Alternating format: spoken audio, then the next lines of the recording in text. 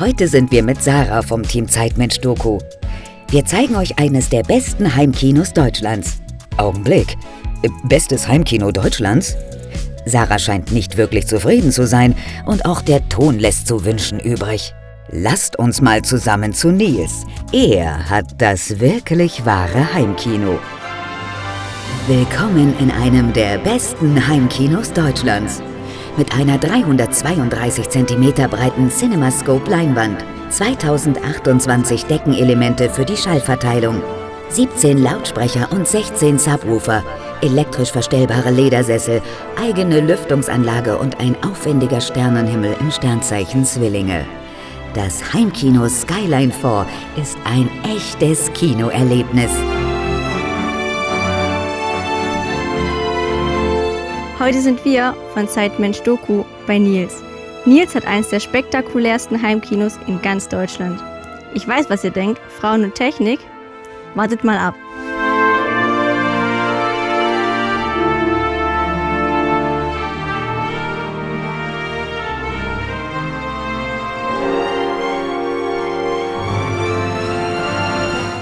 Hey Nils, danke, dass wir heute hier sein dürfen. Dein Heimkino ist richtig krass. Sowas habe ich noch nie gesehen.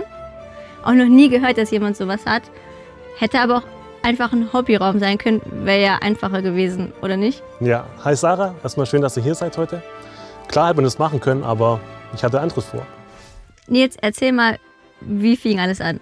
Oh, da muss ich ein bisschen ausholen. Und zwar ging es damit los, dass mein ehemaliger Musiklehrer mich gefragt hat, ob ich nicht ihm helfen könnte, Lautsprecher aufzubauen. Und zwar war das für die Schuldisco, also eigentlich eine Kinderdisco. Und ich habe ihm dann geholfen, habe mich dann dazu entschieden, da dann die Musik zu machen. Und mich hat es so angefixt, dass ich das im Folgejahr nochmal gemacht habe und mir dann mein erstes Mischpult gekauft habe und Plattenspieler und CD-Player. Und da habe ich eigentlich so die Leidenschaft für die Technik entwickelt und das hat sich dann irgendwie aufgebaut, sodass ich auch selber in die Veranstaltungstechnik reingekommen bin und da meine ersten Lautsprecher gekauft habe. Die haben mir dann irgendwann nicht mehr gereicht und ich brauchte einfach größere Lautsprecher, weil die Veranstaltungen größer wurden. Das ging los mit Geburtstagen, später dann auch Hochzeiten. Und dann war ich im Soundland in Stuttgart. Das ist in Fellbach, so ein Musikladen. Da habe ich mir jegliche Anlagen angehört, so zwischen 500 € und 40.000 €. Und da war irgendwie nichts dabei, wo ich gesagt hätte, boah, das haut mich so um, dass ich das unbedingt bräuchte. Dann habe ich mich ein bisschen im Internet informiert, was gibt es da so, was kann man selber bauen, da nach Leuten gesucht. Und habe die richtigen Leute kennengelernt, die mir viel beigebracht haben. Und so ist es praktisch entstanden, dass ich meine ersten Lautsprecher entwickelt habe. Das war so vor 15, 16 Jahren. Und ich sage mal, nach heutigem Stand sind die immer noch so gut, dass es heute noch Mittelklasse wäre. Das heißt, du hast als DJ angefangen, dich für Sound zu interessieren. Wie bist du dann aber zum Heimkino gekommen? Genau, den Sprung kann ich eigentlich relativ einfach erklären. Und zwar habe ich dann angefangen, auch Lautsprecher zu verkaufen. Also Veranstaltungslautsprecher auch für andere DJs, für kleinere Bands und so weiter. Und ich wollte dann hier in dem Haus ein Musikzimmer haben oder einen Präsentationsraum, um die Lautsprecher auch vernünftig vorführen zu können. Und ich dachte aber, nur ein Musikzimmer alleine, das ist irgendwie Platzverschwendung. Also nur, dass da ein Raum ist und nur Lautsprecher drinstehen, ja, wie oft geht man dann da rein? Und ich und meine Frau gucken halt auch gerne Filme und da konnte man praktisch das Nützliche mit dem Tollen verbinden. Das heißt, du hast so richtig dein Hobby zum Beruf gemacht? Genau. Also es ging dann so weit, dass Clubs in Stuttgart von uns Lautsprecher bekommen haben, also die bekanntesten Clubs unter anderem. Also nicht nur in Stuttgart, aber auch. Und jetzt leider Corona-bedingt, die letzten 2, 3 Jahre, mussten wir den Schwenk einfach wagen und Richtung Heimkino das Ganze umswitchen. Die Überlegungen waren schon länger da, aber das war so der ausschlaggebende Punkt, dass es jetzt da vertieft worden ist. Du kennst dich ja jetzt schon richtig gut mit Technik aus. Hast du das gelernt? Was hast du für eine Ausbildung gemacht? Also eine Ausbildung habe ich gemacht als Werkzeugmechaniker, habe darauf meinen Meister gemacht. Es hat jetzt aber mit den Lautsprechern erstmal gar nichts zu tun, weil das Richtung Elektrotechnik geht. Aber ich habe mir das eigentlich alles autodidaktisch beigebracht. Und wie gesagt, durch die richtigen Leute, die ich kennengelernt habe, die mir viel beigebracht haben. Und das hat sich einfach über die letzten 15 bis 20 Jahre so entwickelt. Erzähl mir mal, wie du angefangen hast, diesen Raum hier zu bauen. Also ich und meine Frau haben sich dafür entschieden, ein Einfamilienhaus zu bauen. Und ich habe dann in der Findungsphase schon lange mir Gedanken darüber gemacht, wie der Raum auszusehen hat. Also die Planung ging 9 Monate. Ich habe dann am Rechner gesessen, CAD-Zeichnungen gemacht, evaluiert, wie das Ganze von akustischer Seite aus umzusetzen ist. Also nach Dolby-Vorgaben zum Beispiel. Also es gibt Vorgaben von Dolby, wie man es aus dem Kino kennt, nur auf dem Heimkinoraum adaptiert. Und nach den 9 Monaten hat man dann hier mit der Umsetzung gestartet, was dann auch nochmal 8 Monate Zeit verschlungen hat. Also ich war wirklich jeden Tag hier unten. Ich habe auch jeden Tag geplant, ungefähr 2 bis 3 Stunden täglich. Und dann hier nochmal jeden Tag 2, 3 Stunden. Das fing dann sogar teilweise an, dass ich vor meinem Hauptberuf um 4 Uhr aufgestanden bin und dann eine Stunde vor dem Geschäft nochmal hier unten was gemacht habe. Zum Beispiel irgendwas lackiert. Wie lange hast du geplant? 9 Monate. Krass. Das heißt, so ein Raum in der Qualität, wie du ihn jetzt hier hast, könnte man nicht einfach in den handelsüblichen Keller einbauen. Nein, also auch im Nachhinein ist es relativ schwierig, weil viele Seiten auch beim Hausbau schon mit berücksichtigt werden müssen. Zum Beispiel die Deckenhöhe oder der Estrich wurde hier verstärkt, dass die Fußbodenheizung nicht resonieren kann. Oder es gibt extra eine Lüftungsanlage hier drin. Man kann eine Lüftungsanlage nicht einfach in die Hauswand mit integrieren. Also gerade im Keller muss man ja Löcher dann in das Mauerwerk bohren oder sägen oder wie auch immer. Und im Nachhinein wird es halt schwierig. Also gerade wenn man mit Hochwasser zu kämpfen hat, wird das Ganze undicht und läuft dann in den Keller rein. Das geht nicht einfach mal so. Das sind jetzt die Hölzer, von denen du vorhin erzählst, die Akustikhölzer. Die hast du alle selber zugeschnitten. Der Sternen- und Akustikhimmel besteht aus 2028 einzelnen Holzelementen. Diese hat Nils gesägt, gebohrt, entgratet und anschließend lackiert. Der mathematisch berechnete 2D-Akustikdiffusor reflektiert den Schall in alle Richtungen des Raumes.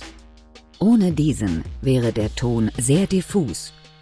Doch durch dieses Deckenelement wird der Schall je nach Frequenz in alle Richtungen präzise gestreut.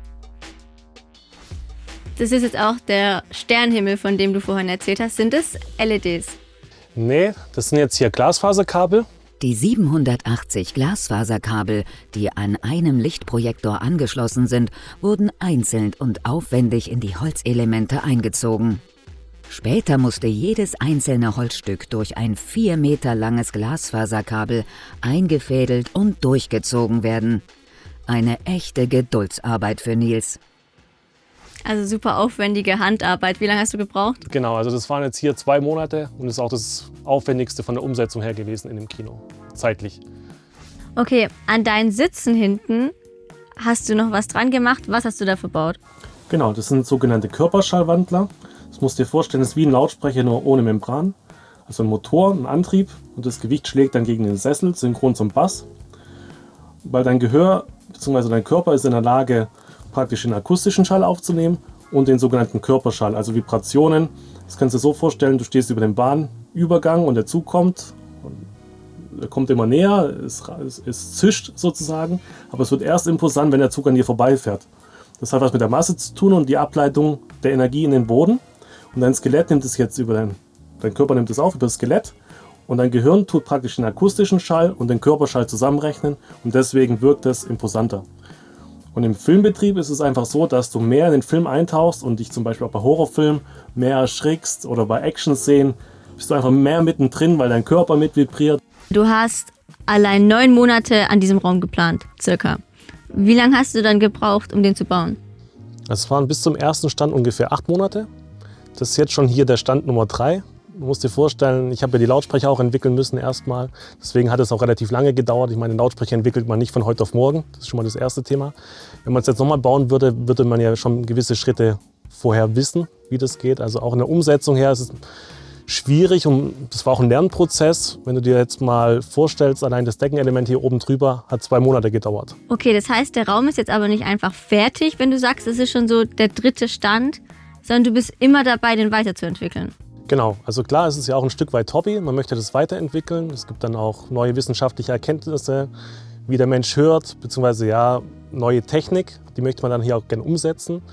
Was mir aber da wichtiger ist, dass man nicht nur nach den wissenschaftlichen Aspekten wie aus jetzt Lehrbüchern geht, sondern dass man auch selber die Erfahrung sammelt und das probiert umzusetzen. Und dann kann man sagen, okay, das ist genauso wie in der Wissenschaft beschrieben oder nicht. Wenn man dich so reden hört, dann bist du ja, was Akustik angeht, richtig fit. Was hattest du für eine Note in Physik? Oh, Physik, ja, eine 2. Also Naturwissenschaften, Mathe war jetzt nicht unbedingt so mein Paradefach mit einer 3. Physik war eine 2, das war okay. Aber die Leidenschaft hat sich erst später entwickelt, nach der Schule. Ich war jetzt nicht immer der beste Schüler.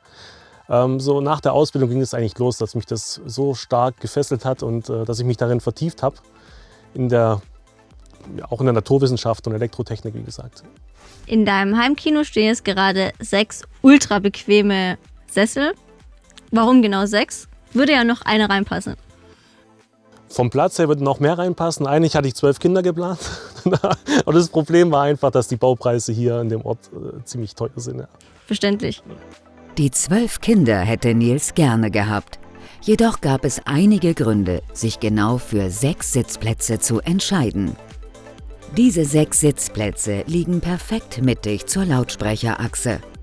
Mittig zum Stereosignal bildet der Zuschauer dadurch eine virtuelle Schallquelle.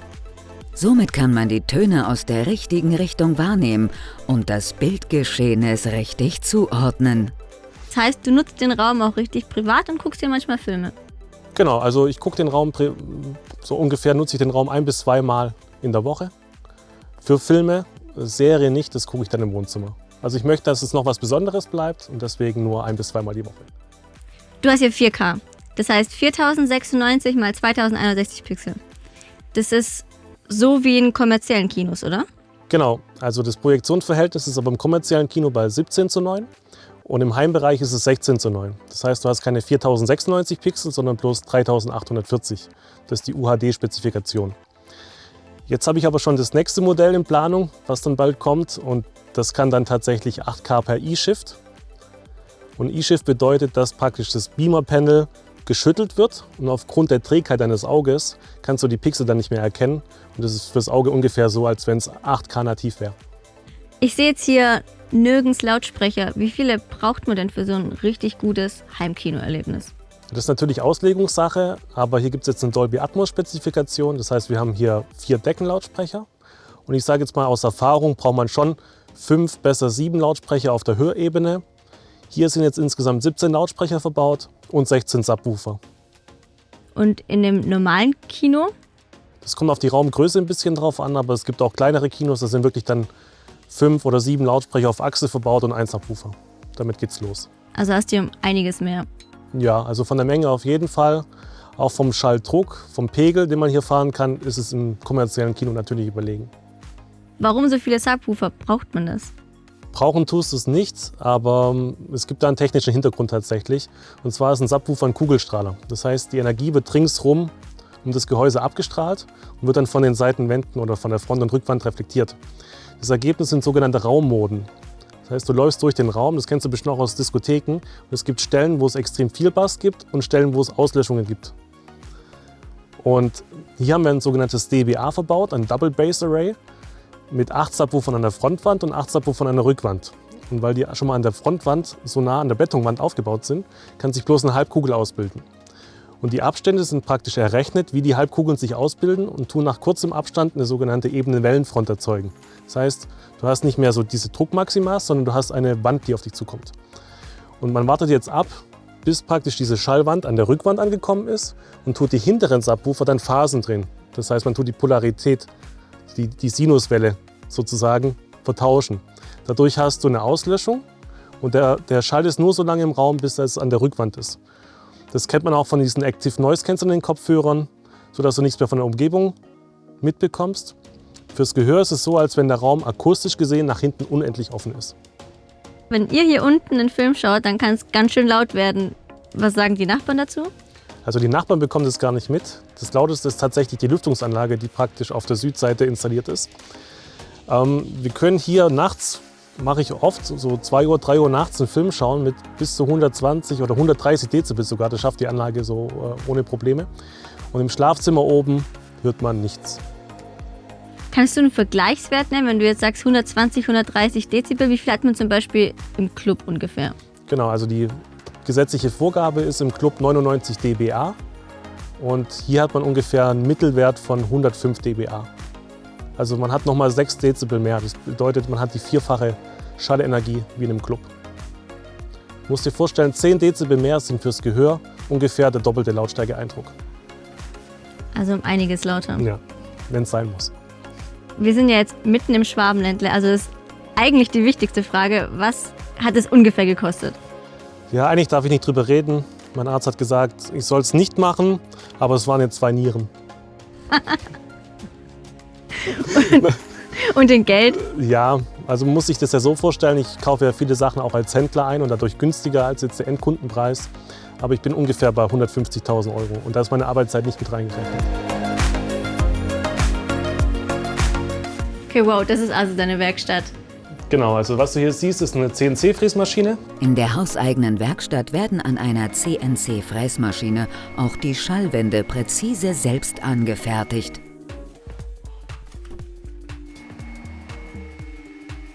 Mega spannend zu sehen, du fräst deine Holzteile wirklich selber. Genau, also nicht nur die Holzteile, sondern auch die Platinen für die Lautsprecher. Das Ganze sieht dann so aus. Da kommen dann nachher die Frequenzweichenbauteile drauf, die praktisch das Signal vom Verstärker kommt, aufsplittet und auf die einzelnen Lautsprecher-Chassis, also auf die einzelnen Membrane verteilt.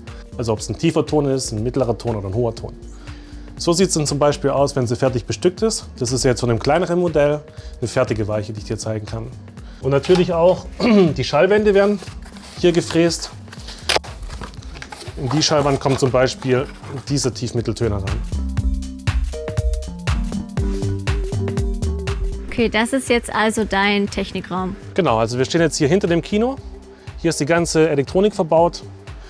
Einmal die Vorstufe, der Zuspiel, also der UHD-Player, Blu-ray-Player und darunter sind die Verstärker. Was haben die für eine Systemleistung? Wir reden hier von 33 kW RMS, also Dauerleistung. Dafür haben wir hier 32 Ampere Drehstrom benötigt, nur für die Verstärker. Das ist ganz schön viel. Ja, dass du dir mal so ein Bild machen kannst, wie viel Leistung das tatsächlich ist. In einem Festzelt mit 2000, 2500 Leuten brauche ich nicht diese Leistung, die wir hier haben. Hier oben sehe ich deinen Beamer.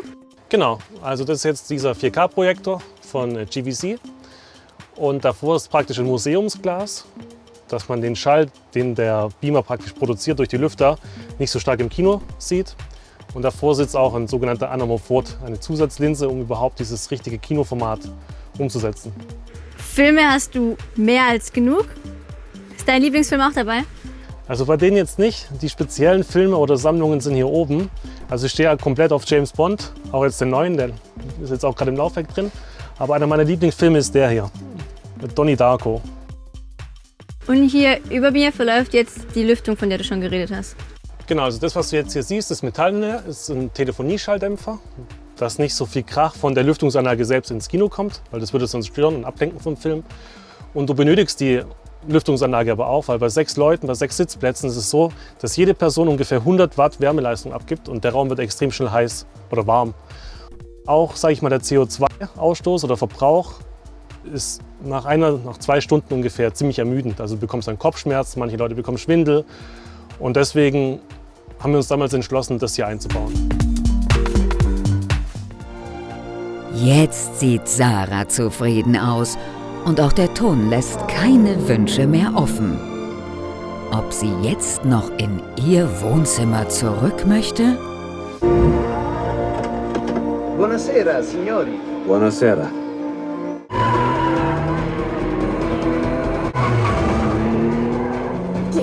James, hör mir zu. Lieber sterbe ich, als dass du denkst. Dieser Funkenspritzer auf meinem neuen Anzug. Zug. Was hast du gesagt? Danke, dass du dir für uns Zeit genommen hast. Ich bin ehrlich gesagt ein bisschen sprachlos. Was du hier geschaffen hast, finde ich richtig krass.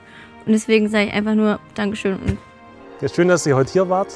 Ich hoffe, ich konnte euren Horizont ein bisschen erweitern, was das Thema Heimkino betrifft. Und auch die Grenzen ein bisschen verschieben, vielleicht nach oben.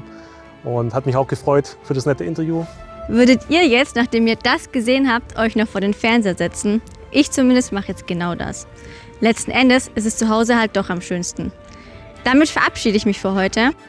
Wenn euch unser Video gefallen hat, kommentiert es, liked es, vor allem abonniert uns, damit ihr zukünftig nichts verpasst. Eure Sarah vom Team Zeitmensch-Doku. Sie sind ein außergewöhnlicher Mensch oder Sie kennen außergewöhnliche Menschen? Dann schreiben Sie uns an zeitmenschdoku@gmx.de. Und wenn Ihnen unsere Dokumentation gefallen hat, dann freuen wir uns über einen Daumen hoch. Und vergessen Sie nicht, diesen Kanal zu abonnieren.